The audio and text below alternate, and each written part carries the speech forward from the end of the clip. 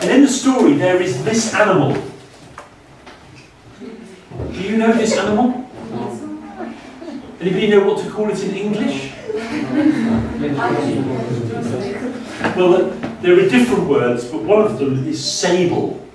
Can you say sable? Sable. And you know, many people in the past particularly, they hunted the sable for its beautiful fur to make coats.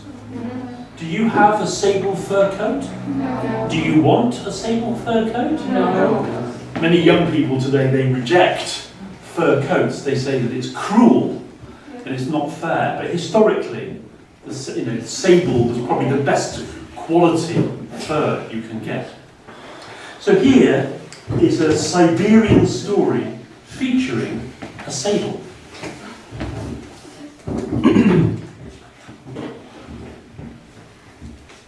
Long ago, very long ago, the trees were green in the summer and they lost their leaves in the winter. Now you might say that's the same as today, but I'm saying all of the trees lost their leaves. Even the fir trees lost their green needles.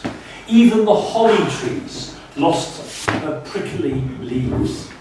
All the trees lost their green in the winter.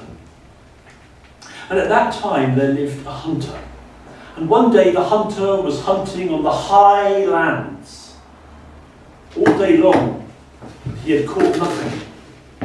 And he came to a pool of water, a wide pool, so big he could not see the other side. Strange, I've never seen this water before. And the hunter ran and jumped high over the water. He was a powerful hunter, and he landed on the far side. The world was similar, but greener. And there came, coming towards him quickly, rabbits. A lot of rabbits. But the strange thing was that there were little people riding on the rabbits. Tiny people. They were riding on saddles on these rabbits, running towards him. The hunter was amazed. I mean, these people were so pretty, with their long straight hair, and the men had long beards, and they were wearing fine clothes. And he said, "Who are you?" He said, "We are the living people. We live forever. We never die. We are immortal." "How can this be?" said the hunter. "No one is immortal. We are immortal because we bathe in living water." "But who are you?" said the little people. "Oh, I am a hunter." "A hunter?" said the little man. "We are glad. Recently into our land has come a terrible monster. A huge monster with sharp teeth and dangerous claws. And the monster is attacking us. We need to be rescued from this monster. Please hunt and kill this monster." Well, the hunter was afraid as well. This monster sounded terrifying. "If I do this, what will you give me?" "We will give you some of our living water. You can bathe in the living water, and you and your people can live forever." Wow, this was a great prize. And the hunter agreed. He looked at the people. They were so small. I mean, they were no taller than the rabbits. In fact, when the rabbits had their ears up, they were shorter than the rabbits. But when the ears were flat against the rabbits' backs, the little people were taller. The hunter left them, and he went searching for this terrible monster with sharp claws and long teeth. All he could find were rabbit tracks. But finally, he caught the trail of a sable. "Well, while I'm here, I am a hunter, I will catch a sable." And he followed the sable tracks, and when he found the sable, with his skill, he shot the sable, killed it, skinned it, and attached it to his belt. Then he continued to search for the monster. All night long he searched for the monster. Did he find it? At morning he returned to the edge of the pool. The little people were still there with their rabbits. I am sorry I could not find the monster that is destroying you. Yes, they said. You have destroyed the monster. It is there, hanging from your belt. Look at its terrible claws and its sharp teeth. What, this? Said the hunter. The sable?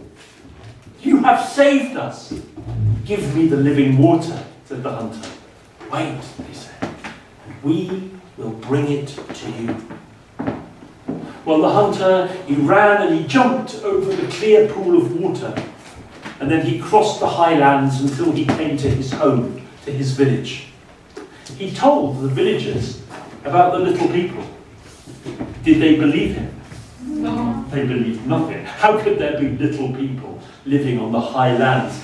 We've never heard of that pool. You were dreaming. Time passed. Summer passed. And winter came. It grew colder. All of the leaves began to fall from the green trees as they turned brown and yellow. The fir trees shed their needles. The holly tree shed her prickly leaves.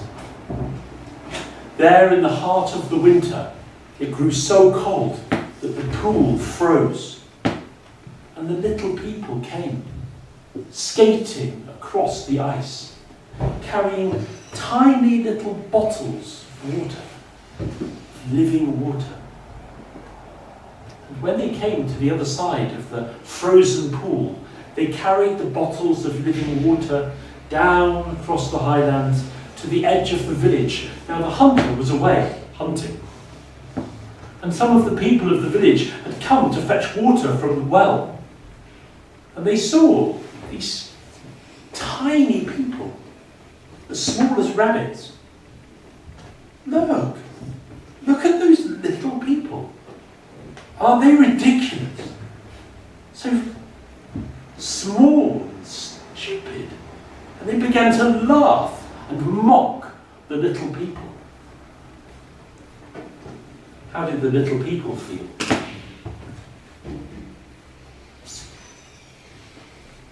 They were insulted, weren't they? Angry. These were proud people. When they saw how cruel the villagers were, they took their bottles of water and they poured the water on the ground. And then with their empty bottles, they returned to the highlands and they crossed back over the ice. And since that time, the little people have never been seen again by us.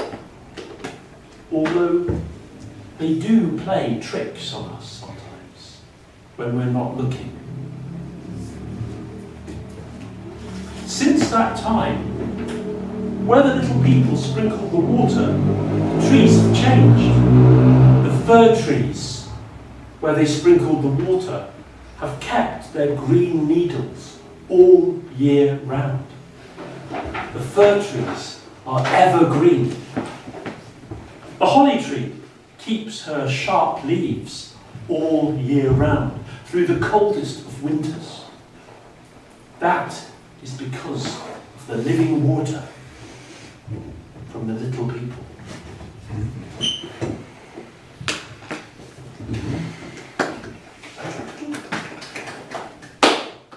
You're lucky.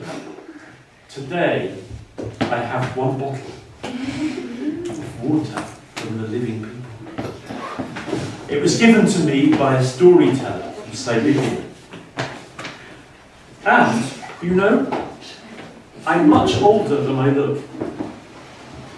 Every now and again, I put some water on my skin and I become younger. But I would ask you, if I gave you a little of the living water, what would you do with it?